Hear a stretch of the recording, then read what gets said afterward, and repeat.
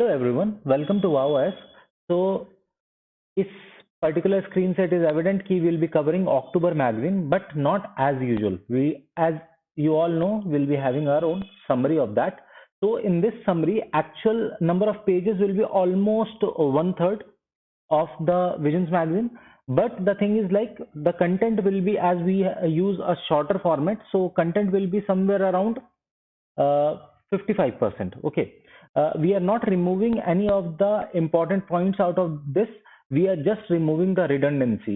तो कई बार ये हो सकता है कि टॉपिक रिलेवेंट ना हो, just for the sake because Vision has covered it, we are covering it. See, the content is paid. You have to pay 749 rupees. This is limited period offer. अगले महीने से ये 999 का मिलेगा. And those who don't want to purchase the content, videos will be there and those will be of free of cost. We are not. चलिए पहला chapter आज cover करेंगे पॉलिटी एंड गवर्नेंस. ठीक है, पॉलिटी एंड गवर्नेंस में क्या है? सबसे पहले लैंड रिकॉर्ड डिजिटाइजेशन. हम लैंड रिकॉर्ड डिजिटाइजेशन क्या है कि जो भी लैंड रिकॉर्ड्स अपने जो भी हैं उनको डिजिटाइज किया जा रहा है, सिस्टम के अंदर लेकर के आ रहे हैं. ठीक है, अब ये न्यूज में क्यों है? सबसे पहली चीज कि गवर्नमेंट ऑफ इंडिया ने क्या बोला, स्टेट्स को बोला कि तुम ना लोकल सर्वर्स इंस्टॉल कर लो और इंटरनेट की स्पीड बढ़ाओ. कहां पर? सब रजिस्ट्रार ऑफिस में. किस लिए? क्योंकि डिजिटाइजेशन ऑफ लैंड रिकॉर्ड्स को बढ़ाना है. ठीक है, गवर्नमेंट ऑफ इंडिया ने एक और चीज कही है कि ऑनलाइन रजिस्ट्रेशन सिस्टम लेकर के आ रही है वो digital India land record modernisation programme के अंदर. ये digital India land record modernisation programme जो है वो रूरल डेवलपमेंट मिनिस्ट्री के अंदर आता है. ठीक है, इसके बारे में थोड़ा बहुत एक्सप्लेनेशन दिया हो जो कि हम आगे पढ़ेंगे. ठीक है, कंप्यूटर, अब देखिए करंट स्टेटस क्या है लैंड रिकॉर्ड्स का. ठीक है, अभी प्रेजेंट सिचुएशन क्या है? कंप्यूटराइजेशन जो है वो 94% विलेजेस में हो चुका है. रिकॉर्ड ऑफ राइट्स एक टर्म यूज हुआ, वो क्या होता है? उसमें ना रिकॉर्ड होता है एक तरीके का जो क्या कैप्चर करता है कि किसके नाम पे है ये लैंड. ठीक है, कितना बड़ा लैंड है और उसका रेवेन्यू रेट क्या है. That is record of rights. ठीक है, उसके बाद वेब पोर्टल्स पे सारी चीजें अपडेट है. Record of rights 29 states and union territories में. Integration of land records and property registration, ये दो अलग अलग डिपार्टमेंट्स देखते हैं. लैंड रिकॉर्ड्स अलग डिपार्टमेंट देखता है, प्रॉपर्टी रजिस्ट्रेशन अलग डिपार्टमेंट देखता है. इनका इंटीग्रेशन हो चुका था 75.78% सब रजिस्ट्रार ऑफिस के अंदर. कैडेस्ट्रियल मैपिंग जो है वो डिजिटाइज हो चुकी है 70.41% मैप्स के लिए. ये क्या होता है कैडेस्ट्रियल मैप? ये बताता है कि पर्टिकुलर ये जो लैंड है इसका ओनर कौन है, इस लैंड का पर्पस क्या है. पर्पस जैसे एग्रीकल्चरल लैंड है, कॉमर्शियल लैंड है. ठीक है, ये एक चीज है. ठीक है, या इंडस्ट्रियल लैंड है. ये हो गया आपका कैडेस्ट्रियल मैप. अब टेक्सचुअल और स्पेशल डेटा का इंटीग्रेशन हो चुका है 60.67%. मतलब आप जाकर के देखते हैं कि एक्चुअल में सिचुएशन कुछ और है, टेक्स्ट में कुछ और दे रखा है, तो इनको सिंक करने की कोशिश की गई. 60.67% विलेजेस में ये चीज हो चुकी है. ठीक है, चलिए अब digital India land record modernisation programme, ये अभी हमने पढ़ा कि रूरल डेवलपमेंट मिनिस्ट्री के अंदर आता है. ये जो है सेंटर सेक्टर स्कीम है, 2016 में आई थी. इसके 3 कंपोनेंट है. पहला क्या है? Land record computerisation. दूसरा registration computerisation. Third is survey and resurvey. ठीक है, ऑब्जेक्टिव्स क्या है? पहली चीज तो जो लैंड रिकॉर्ड्स हैं वो हमेशा अपडेटेड रहे, ये चीज की बात कर रहा है. दूसरी चीज इंटीग्रेशन करना है आपका रेवेन्यू और रजिस्ट्रेशन का. ठीक है, तीसरी चीज ऑटोमेशन करना है म्यूटेशन का. म्यूटेशन क्या होता है कि ओनरशिप ट्रांसफर जो होता है ना उसको म्यूटेशन बोलते हैं. ठीक है, इसके बाद integration of textual special records ऊपर भी हमने पढ़ लिया. फिर जो डीड रजिस्ट्रेशन है वो प्रिजम्पटिव टाइटल्स पे होता है, उसको कंक्लूसिव टाइटल्स में कन्वर्ट करना है. ठीक है, तो ये चीज हो गई अपनी. चलिए आगे चलते हैं. अब लैंड रिकॉर्ड डिजिटाइजेशन का सिग्निफिकेंस क्या है? अब देखिए जो रूरल एरिया वहां पर जब सारी चीजें हो जाएंगी तो लोन लेना आसान हो जाएगा क्योंकि वो वास्ट बैंकेबल एसेट्स बन जाएंगे. उसका फायदा किसको होगा? एग्रीकल्चरल फार्मर्स वगैरह को होगा जिनके पास लैंड खुद का है, और एक एमएसएमई सेक्टर को फायदा होगा. ट्रांसपेरेंसी बढ़ जाएगी, लैंड डिस्प्यूट्स कम हो जाएंगे.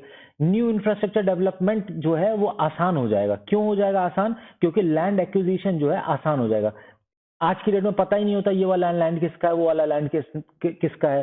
फिर उसके बाद सिंक नहीं होता अलग अलग डिपार्टमेंट्स का. ठीक है, तो जब ये सारी चीजें एक जगह मर्ज हो जाएंगी तो ये चीजें आसान हो जाएंगी. ठीक है, लोकल रेवेन्यू बढ़ जाएगा. सबको ये पता रहेगा कि ये वाला लैंड इसका है, इस पे इतना टैक्स बैठता है, तो कलेक्शन बस करना रह गया. पॉलिसी मेकर्स को भी आसानी हो जाएगी क्योंकि सारा का सारा डेटा रेडली अवेलेबल रहेगा और रेगुलरली अपडेटेड रहेगा. ब्लैक मनी जो कि बेनामी ट्रांजेक्शन में जाता है वो कम हो जाएगा. ठीक है, वेलफेयर स्कीम्स जो कि जैसे क्रॉप इंश्योरेंस वगैरह वो आसानी से वो हो पाएगा क्योंकि ये जो है सारा डेटा रेडली अवेलेबल रहेगा किसके पास कितना लैंड है. ठीक है, ह्यूमन इंटरफेरेंस कम होगा, करप्शन कम हो जाएगा, प्रोसेसिंग टाइम कम हो जाएगा। चलिए आगे चलते हैं। अब लैंड किसका है उसकी ओनरशिप को एस्टेब्लिश करने के लिए 4 डॉक्यूमेंट चाहिए। रिकॉर्ड ऑफ राइट्स हम पढ़ चुके हैं। सेल डेट क्या बताती है कि भाई ये जो पर्टिकुलर लैंड है ये सेल हुआ था और इस पर टैक्स पेमेंट हुआ है।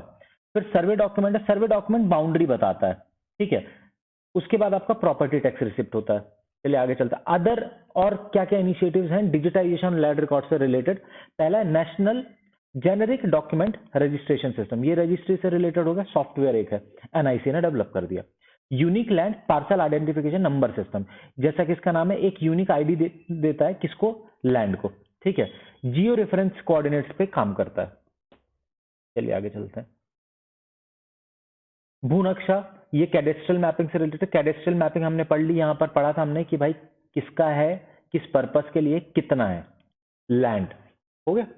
अब स्वामित्व स्कीम है एक, फुल फॉर्म क्या है, सर्वे ऑफ विलेजेस, आबादी मतलब population, and mapping with improvised technology in village areas. ये क्या करेगी कि रूरल एरिया में किसी का घर बना हुआ है तो उसको जो है उस पर्टिकुलर एरिया का रिकॉर्ड ऑफ राइट्स या प्रॉपर्टी कार्ड देगी कि ये तुम्हारा है, क्योंकि रूरल एरियाज में जनरली गवर्नमेंट का ही लैंड है, लोगों के नाम पे नहीं होती वो जमीन। तो अब गवर्नमेंट जो है जिनका जिनका जहां जहां पर घर बना हुआ है उनको उस प्रॉपर्टी का कार्ड दे रही, प्रॉपर्टी कार्ड। दूसरी चीज, वो जो सर्वे है वो ड्रोन्स के थ्रू हो रहा था, मतलब टेक्नोलॉजी यूज हो रही है, ठीक है। इसके बाद transliterate record of rights in 22 languages of constitution. Translate मतलब कि पर्टिकुलर लैंग्वेज में ट्रांसलेट किया जा रहा है, ठीक है। स्टेट के भी कुछ एफर्ट्स हैं, जैसे भूमि प्रोजेक्ट है कर्नाटका का, क्या कर रहा है, क्यों कर रहा है, बहुत ज्यादा इंपॉर्टेंट नहीं, क्योंकि काफी पुराने प्रोजेक्ट्स हैं ये। धारनी प्रोजेक्ट है तेलंगाना के। ये दोनों प्रोजेक्ट किस चीज से रिलेटेड है, लैंड रिकॉर्ड डिजिटाइजेशन से रिलेटेड है, बस इतना इंपॉर्टेंट है। अब उसके बाद जो है कंस्ट्रेंट्स क्या है लैंड रिकॉर्ड डिजिटाइजेशन के। अब देखिए जो पुराना डेटा है वो अच्छा नहीं है, ठीक है। जो पुअर क्वालिटी ऑफ डेटा है, कई सारे विलेजेस जो हैं वो अभी तक सर्वेड भी नहीं है, मैप्स अवेलेबल नहीं है, तो as it is update upload हो रहा है। तो ये एक प्रॉब्लम है डिजिटाइजेशन के टाइम पे। Inadequacies in land portal of several states, wrong data entry है, इन चीजों की वजह से लीगल डिस्प्यूट्स बढ़ेंगे। स्टेक होल्डर्स जो है उनके पास टेक्निकल स्किल्स नहीं है, ठीक है। Land and it's management state subject है, तो उसकी वजह से स्टैंडर्डाइजेशन नहीं हो पा रहा है। लैंड रिकॉर्ड्स को एक्सेस करना बहुत डिफिकल्ट हो जा रहा है, क्योंकि अलग अलग एजेंसीज के साथ कोऑर्डिनेशन नहीं है। जैसे रिवेन्यू है, सर्वे है, रजिस्ट्रेशन है, ये तीनों अलग अलग एजेंसीज काम करती हैं इस पे, तो इनके बीच में सिंक नहीं है, ठीक है। दिक्कत पुअर और वनरेबल्स को होगा अपना टाइटल प्रूफ करने में, ठीक है। कई सारा जो लैंड टाइटल है वो ट्रेसेबल ही नहीं है, जैसा अपन ने ऊपर भी पढ़ा। फिर इसका डेटा थेफ्ट का एक डर है, ठीक है। कंज्यूमर प्रोफाइलिंग हो सकती है, क्योंकि जब सारी चीजें एक जगह सिंक हो जाएंगी तो ये पता चल जाएगा एक इंडिविजुअल के पास कितना लैंड है, ठीक है, उसका गवर्नमेंट प्राइस क्या है, तो एक इंडिविजुअल के पास कितना एसेट है। तो ये जो है इसको ये माना जा रहा है कि कंज्यूमर प्रोफाइलिंग हो रही है, लेकिन कहीं ना कहीं ये टैक्सेशन सिस्टम के लिए भी अच्छा होगा, ठीक है। लोग जो है चोरी नहीं कर पाएंगे, ठीक है। आगे ट्रस्ट इश्यूज क्या है। ट्रस्ट इश्यूज की जो गवर्नमेंट है वो मिसयूज कर सकते हैं डेटा का, लेकिन as such as per my view you should not write these things, okay, because you want to be a government servant, ठीक है। Lack of gender inclusivity in land record management, impact of persistent land conflicts, absence of fast internet connectivity and data service, ये other issues हैं। अब way forward क्या है कि जो skilled नहीं है उसको स्किल प्रोवाइड करो, ठीक है। सिक्योरिटी प्रोवाइड करो, डेटा लीकेजेस नहीं होंगे। सर्वेइंग के लिए न्यू टेक्नोलॉजी यूज करो, जैसे ऊपर हमने पढ़ा ड्रोन्स का यूज हो रहा है, वैसे ब्लॉकचेन, एआई, सैटेलाइट सब चीज यूज कर लो जो जो आपको आता है, ठीक है। Capacity building among states, synchronisation की बात करो, डेटा सेंटर्स की बात करो, high speed processors, fibre optics, ठीक है। उसके बाद अपडेट टेक्सचुअल डेटा प्रायर, जैसा हमने ऊपर पढ़ा कि पुराना जो डेटा अवेलेबल है जो कि आपका बहुत पुराना हो गया है, उसमें मैप्स मिसिंग है, कई सारे विलेजेस हैं जो सर्वे भी नहीं हुए, तो पहले उनको अपडेट कर लो, then go for digitisation of those records, ठीक है। Awareness generation programme regarding digital processes and application with respect to land record, awareness फैलानी है। यूनिफॉर्म स्टैंडर्ड्स होना चाहिए, इसके लिए सेंट्रलाइज्ड लॉ लेकर के आना चाहिए गवर्नमेंट ऑफ इंडिया को, which should be adhered by states, ठीक है। जैसा हमने पंचायती राज में किया, पहले पंचायती राज अलग अलग स्टेट्स खुद का ऑप्ट कर रहे थे, कोई 2 स्टेट्स ऑप्ट कर रहा था, कोई 3 लेयर्ड ऑप्ट कर रहा था, बाद में जो है सेंट्रलाइज वे में हमने एक स्ट्रक्चर प्रोवाइड किया। उसी तरीके से कि यूनिफॉर्म स्टैंडर्ड यहाँ पर भी प्रोवाइड किया जा सकता है, ठीक है। चलिए आगे बढ़ते हैं। प्रिवेंटिव डिटेंशन के बारे में पढ़ लेते हैं। क्यों है न्यूज में ये, क्योंकि सुप्रीम कोर्ट ने एक बात कही कि ये एक्सेप्शनल पावर है स्टेट के पास, क्यों ये एक्सेप्शनल पावर? क्योंकि ये जो है इंडिविजुअल की लिबर्टी को जो है इन्फ्रिंज करता है, इसलिए इसको स्पेयरिंगली यूज करना चाहिए। इसके बाद कोर्ट ने जो है दो तरीके की सिचुएशन बताई, एक लॉ एंड सिचुएशन होती है, लॉ एंड ऑर्डर सिचुएशन, दूसरी होती है पब्लिक डिसऑर्डर।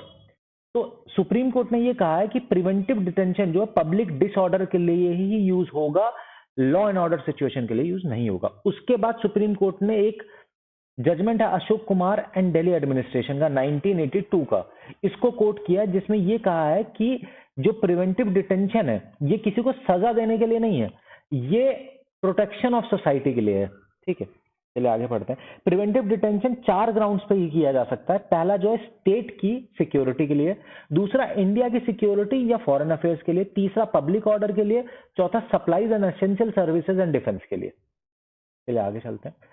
अब प्रिवेंटिव डिटेंशन क्या है? अगर किसी को ये एप्रीहेंशन है कि ये आदमी कुछ क्राइम करने वाला है, उसके लिए अगर उसे जो है डिटेन कर लिया जाए, that is preventive detention and that goes without undergoing any trial. अब इस तरीके के जो प्रिवेंटिव डिटेंशन वो कहां कहां पर मेंशन है? सीआरपीसी में, एनडीपीएस में, यूएपीए में अलाउड है। ठीक है, आपका जो एनसीआरबी है, नेशनल क्राइम रिकॉर्ड ब्यूरो, उसने क्राइम्स इन इंडिया रिपोर्ट 2021 जो कि सितंबर में रिलीज हुई थी, उसमें ये कहा कि 1.1 lakh people were under preventive detention in 2021, that is highest since 2017। ठीक है, सेक्शन 151 ऑफ सीआरपीसी क्या कहता है कि कोई भी ऐसा कॉग्नाइजेबल ऑफेंस जो है उसके अंदर आप जो है किसी को प्रिवेंटिव डिटेंशन के अंदर रख सकते हैं। ठीक है, अब आगे जो है फंडामेंटल राइट पढ़ लेते हैं डिटेंशन से रिलेटेड, जो कि आर्टिकल 22(1) है। आर्टिकल 22(1) क्या कहता है कि अगर आपने किसी को अरेस्ट किया है तो उसे बताएंगे कि किस लिए अरेस्ट किया है। दूसरी चीज, he should be allowed to defend himself. Article 22(2) क्या कहता है कि अरेस्ट के, डिटेंशन के विद इन 24 आवर्स आपको उसको एक मजिस्ट्रेट के पास पेश करना है। अब आर्टिकल 22(3) ये कहता है कि ये जो दो सेक्शंस है ये वैलिड नहीं होंगे कहां पर? प्रिवेंटिव डिटेंशन की सिचुएशन में। मतलब प्रिवेंटिव डिटेंशन में आप किसी को उठा के लेके जाओ, 3 महीने तक रखो, उसको ये नहीं बताना क्यों पकड़ लिया, ठीक है, उसको डिफेंड करने का मौका भी नहीं देना है, उसको मैजिस्ट्रेट के पास मतलब पेश भी नहीं करना है। लेकिन 3 मंथ से अगर ज्यादा रखना है तो आपको एक एडवाइजरी बोर्ड के पास उसको पेश करना पड़ेगा। अगर एडवाइजरी बोर्ड बोलता है कि ठीक है 3 मंथ से ऊपर कंटिन्यू कर सकते हैं, तभी कंटिन्यू कर सकते हैं। लेकिन इसका भी एक एक्सेप्शन है, that is in the same article 227B। Article 227B के अंदर है, अगर पार्लियामेंट बाय लॉ ये बोल देता है कि एक पर्टिकुलर कैटेगरी के लोगों को आप जो है कितने भी टाइम तक रख सकते हैं या इतने टाइम तक रख सकते हैं, तो आप रख सकते हैं। ठीक है, अब प्रॉब्लम क्या है प्रिवेंटिव डिटेंशन के साथ? ये देखिए पूरा पूरा एग्जीक्यूटिवली मॉनिटर्ड होता है, जुडिशियरी के पास बहुत ज्यादा पावर नहीं है टू इंटरफेयर इन दिस। अब इससे प्रॉब्लम क्या होती है कि फंडामेंटल राइट्स तो आपके जो अरेस्ट में भी ये सारे के सारे आर्टिकल 21, 19, 14 ये सारे के सारे इन्फ्रिंज होते हैं या ब्रीच होते हैं, लेकिन प्रिवेंटिव डिटेंशन में बहुत ज्यादा ब्रीच होते हैं कंपैरेटिव टू अरेस्ट। ठीक है, मिसयूज हो सकता है, गवर्नमेंट मिसयूज कर सकती है टू कर्ब डिसेंट। अब देखिए जनरली आपको ये प्लेनली ऐसे पॉइंट नहीं लिख सकते हैं आप, you have to back it with some fact. So here is a fact कि 78.33% जो डिटेंशन हुए 2018 से 20 तक वो इनकरेक्ट पाए गए हैं नेशनल सिक्योरिटी एक्ट के अंदर, दोज वर फाउंड इनकरेक्ट। ठीक है, इसलिए ये माना जाता है कि इसका मिसयूज ज्यादा हो रहा है, ऑलमोस्ट 80% लोग जो है छूट जा रहे हैं। It shows that it is being misuse just to curb the dissent. Pending cases बहुत ज्यादा हो जाते हैं कोर्ट के पास, that is overburdening the courts. ठीक है, अब एलिजिबिलिटी ऑफ एडवाइजरी बोर्ड जो है आर्टिकल 22 के अंदर ये स्टेट डिसाइड करता है, उसकी वजह से क्या हो जाता है, कंप्लीटली एग्जीक्यूटिव बॉडी हो जाती है, विच कांट बी इम्पार्शियल और विदाउट पॉलिटिकल इन्फ्लुएंस। ठीक है, लैक ऑफ रिड्रेसल मैकेनिज्म ऊपर पढ़ लिया हमने कि सिर्फ एक रिट ही ऑप्शन है। अगर आपको प्रिवेंटिव डिटेंशन के अगेंस्ट कोर्ट में जाना तो you have to file a writ, और कोई ऑप्शन ही नहीं है। ठीक है, अब प्रिवेंटिव डिटेंशन से रिलेटेड कौन कौन से लॉज हैं वो पढ़ लेते हैं। ठीक है, पहला लॉ जो है 1950 में आया था नेशनल सिक्योरिटी के लिए, एंटी नेशनल एक्टिविटीज के लिए। दूसरा है Misa, maintenance of internal security act, ये जो है इमरजेंसी के टाइम पे आया था 1971 से 77। ये पॉलिटिकल डिसेंट को कर्ब करने के लिए था, मतलब अगर कोई भी इमरजेंसी के में गवर्नमेंट के खिलाफ कुछ बोलता था उसको सीधे मीसा के एक्ट के अंदर डाल देते थे। इसको जो है कॉन्स्टिट्यूशनल अमेंडमेंट एक्ट 44 1978 का उस टाइम पर रिपील कर दिया गया था। इसके बाद आपका एक forex and prevention smuggling activities है, जैसा यहाँ पर है फॉरेक्स है, इलीगल ट्रेड को कर्व करने के लिए 1974 में आया था। टाडा आया 1985 में, पोटा आया 2002 में। चलिए ये खत्म हो गया। अब सुप्रीम कोर्ट जजमेंट्स पढ़ लेते हैं प्रिवेंटिव डिटेंशन से रिलेटेड। पहला है AK गोपालन वर्सेस मद्रास 1950 का। ये कहता है कि प्रिवेंटिव डिटेंशन अलाउड है। क्यों? क्योंकि ये जो है कॉन्स्टिट्यूशन में मेंशन्ड है, इसलिए सुप्रीम कोर्ट ने इसे अलाउ कर दिया। फिर तिब्बन लाल वर्सेस यूपी में सुप्रीम कोर्ट ने ये कहा कि कोर्ट रूम जो है कंपिटेंट नहीं है इस चीज को चेक करने के कि जो प्रिवेंटिव डिटेंशन किया गया है वो कितना सही है। ठीक है। शंभुनाथ शंकर वर्सेस वेस्ट बंगाल में ये कहा कि जो प्रिवेंटिव डिटेंशन है ये बहुत ज्यादा ड्रैकोनियन है, लेकिन नेशनल सिक्योरिटी के लिए जरूरी है, इसलिए इसे रखा गया है। ठीक है। एंड अभी सुप्रीम कोर्ट ने कहा है कि वेरी स्पेयरिंगली यूज किया जाए। ठीक है, अभी भी इसे हटाया नहीं है। वे फॉरवर्ड क्या है कि राइट टू डिफेंस होना चाहिए डिटेनी के पास। एडवाइजरी बोर्ड जो है उसमें हाई कोर्ट के जजेस को बुलाओ इंस्टेड ऑफ एग्जीक्यूटिव्स। ठीक है, जिससे कि जो स्टेट का और पॉलिटिकल इंटरफेरेंस है वो डिक्रीज हो सके। ठीक है। डिटेंशन ऑर्डर जो होता है वो एडवाइजरी बोर्ड से कंफर्म कराओ। ठीक है। इंडिपेंडेंट एक बॉडी होनी चाहिए जो कि इंक्वायर करे कंप्लेंट्स अगेंस्ट प्रिवेंटिव डिटेंशन। ठीक है। चलिए अब आगे पढ़ते हैं। अब जो केरला के गवर्नर के बारे में हमने आए दिन पढ़ा है कि वो कुछ ना कुछ बोलते रहता है। उन्होंने कहा था कि मैं जो हूं मिनिस्टर्स को निकाल दूंगा। ठीक है, if they will lower the dignity of my office. तो अब हमें ये समझना है कि he is not competent enough to remove a minister from his post unless and until advised by CM और काउंसिल ऑफ मिनिस्टर्स। ठीक है। आर्टिकल 164 क्या कहता है कि CM should be appointed by governor and council of ministers should be appointed by governor on the advice of CM. ठीक है। CM and ministers hold office during the pleasure of governor. देखिए ये question पूछ सकता है कि individually responsible to governor, collectively responsible to legislative assembly. ठीक है, ऐसा आपका पार्लियामेंट से रिलेटेड सवाल पूछा जा चुका है। ठीक है, तो प्लेजर ऑफ गवर्नर कहीं पर भी डिफाइंड नहीं है। ठीक है। There have been instances where governor has dismissed CM, but when they have lost the majority in the assembly. ठीक है, चलिए आगे पढ़ते हैं। कुछ जजमेंट्स हैं। महावीर प्रसाद वर्सेस प्रफुल्ल चंद्र 1969। इसने क्या कहा? Governor's pleasure under article 164(1) is subject to 164(2). Withdrawal of governor's pleasure must coincide with withdrawal of support of government of by in assembly. मतलब अगर असेंबली में जो है सपोर्ट हट जाता है या नो कॉन्फिडेंस मोशन पास हो जाता है, तभी गवर्नर जो है जो गवर्नमेंट है उसको रिमूव कर सकता है। Shamsher Singh and others versus Punjab 1974 SC। Governor shall exercise his constitutional power only in accordance with advice of ministers. तो मतलब बिना उनके एडवाइस के कुछ नहीं कर सकता है governor. नबम Rebia and etcetera versus deputy secretary and others 2016। Supreme court ने क्या कहा है कि article 163 does not give governor general डिस्क्रिशनल power to act against or without advice of council of ministers, so he is bound by advice of council of ministers, he can't do anything on his own।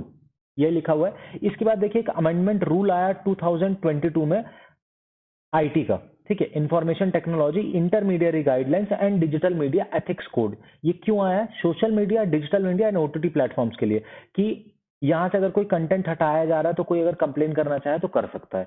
किसके अंदर आया? ये section 87 of IT act 2000 के अंदर आया। इसके तहत ये कहा गया है कि एक ग्रीवांस अपीलेट कमिटी बनाई जाएगी विद इन 3 मंथ्स। ठीक है, एक या एक से ज्यादा, to hear appeals by social media users के लिए बनाई गई। ठीक है, सोशल मीडिया के लिए नहीं, सोशल मीडिया यूजर्स के लिए। ठीक है, against decision of grievance officers appointed by intermediary. Okay, अब ये ग्रीवांस अपीलेट कमिटी जो है उसका इसमें एक चेयरपर्सन होगा और 2 होल टाइम मेंबर्स होंगे अपॉइंटेड बाय सेंट्रल गवर्नमेंट। तो ये कंप्लीटली जो है गवर्नमेंट ऑफ इंडिया के अंडर बनेगी। ठीक है, तो गवर्नमेंट का इंटरफेरेंस जो है आपका मीडिया के अंदर बढ़ेगा इससे। तो that is one of the negatives. ठीक है, ऑनलाइन डिस्प्यूट रेजोल्यूशन को कंप्लीटली ऑनलाइन हो जाएगा, that is one of the positive. Intermediates can develop and implement apt safeguard to prevent misuse of grievance redressal mechanism. तो ये intermediary की responsibility, तुम देख लो कि ये जो रिड्रेसल मैकेनिज्म है उसका मिसयूज ना हो। Companies need to acknowledge complaint. अब जैसे किसी ने कंप्लेंट की है तो उसको आपको विद इन 24 आवर्स एक्नॉलेज करना है और रिजॉल्व करना है with in 72 days, sorry with in 15 days, और 74 आवर्स जो है केस टू केस बेसिस पे, वहां जहां पर रिक्वेस्ट की गई है कि ये पर्टिकुलर कंटेंट जो है इसको हटाया जाए, वहां पर आपको 72 आवर्स के अंदर रिस्पॉन्ड करना है। कंसर्न आईटी के साथ प्रॉब्लम्स क्या है, एक्सेसिव गवर्नमेंट कंट्रोल हो जाएगा, हमने ऊपर पढ़ा। Can act as tool of curb government criticism, जैसा हमने ऊपर पढ़ा, प्रिवेंटिव डिटेंशन में भी ये चीज पढ़ी, यहां पर भी पढ़ी। तो अब देखिए ये कुछ ना जेनरिक पॉइंट्स है, लेकिन इनको आपको बैक करना होता है फैक्ट के हिसाब से। आप ये प्लेनरी जैसे यहां पर लिखा हुआ कैन बी यूज्ड, इसको अगर आपके पास फैक्ट नहीं है तो बेटर है ना लिखें। Additional responsibility on grievance officer, क्योंकि मिसयूज नहीं हो रहा है, ये उसको ही इंश्योर करना है, ठीक है, ये हो गया। नीड किस लिए रिक्वायर्ड हुआ ये अमेंडमेंट, क्योंकि सेल्फ रेगुलेशन जो है सोशल मीडिया प्लेटफॉर्म्स का नहीं है, ठीक है। हेट्रेड हो रही है मैलिशियस पोस्ट के कारण, फेक न्यूज का प्रोपोगेशन हो रहा है, ठीक है, कंप्लायंट मैकेनिज्म है ही नहीं, ठीक है। अब death row convict psychological test, ये पढ़ लेते हैं। सुप्रीम कोर्ट ने ये कहा है कि साइकोलॉजिकल इवेल्युएशन होना चाहिए जो कि डेथ रो पे है कन्विक्ट उनका, जिससे कि उनका फिजिकल और मेंटल बैकग्राउंड कैसा है कन्विक्ट का वो पता चल पाए कोर्ट को, ठीक है। क्यों पता चल पाए, कई सारी बार जो है रिव्यू पिटिशंस फाइल होते हैं तो उनको एक असेसमेंट में हेल्प मिले उस चीज का, ठीक है। अब देखिए गवर्नर और प्रेसिडेंट के पास पावर होते हैं pardoning and suspension, remit and commute, ठीक है। ये जो है pardoning powers of president versus governor जो है, क्योंकि डिफरेंट होते हैं दोनों की, आपको पढ़ना है, ठीक है। ये स्टैटिक का पार्ट है, make sure you read it. ये कई बार न्यूज में आया है, क्वेश्चन प्रीलिम्स और मेंस दोनों में पूछा जा सकता है। आप कुछ लैंडमार्क जजमेंट्स हैं वो पढ़ लेते हैं। बच्चन सिंह वर्सेस पंजाब जो है, इसमें सुप्रीम कोर्ट ने एक डॉक्ट्राइन दी थी, rarest of rare case doctrine, जिसके तहत अगर किसी को डेथ पेनल्टी देनी है that should be rarest of rare case, ठीक है। आप हर किसी को डेथ पेनल्टी नहीं दे सकते हैं। उसके बाद माछी सिंह वर्सेस पंजाब एक केस था जिसमें सुप्रीम कोर्ट ने दो डिफरेंट कैटेगरीज जो है डिवाइड की, एक अग्रावेटिंग फैक्टर, दूसरा mitigating factor. Aggravating factor related to crime की मतलब कितना हीनियस क्राइम है, दूसरा मिटिगेटिंग फैक्टर कि ये जो क्राइम है क्रिमिनल ने क्यों किया, उसकी क्या मानसिक सिचुएशन थी जिसके अंदर at what situation he has done this.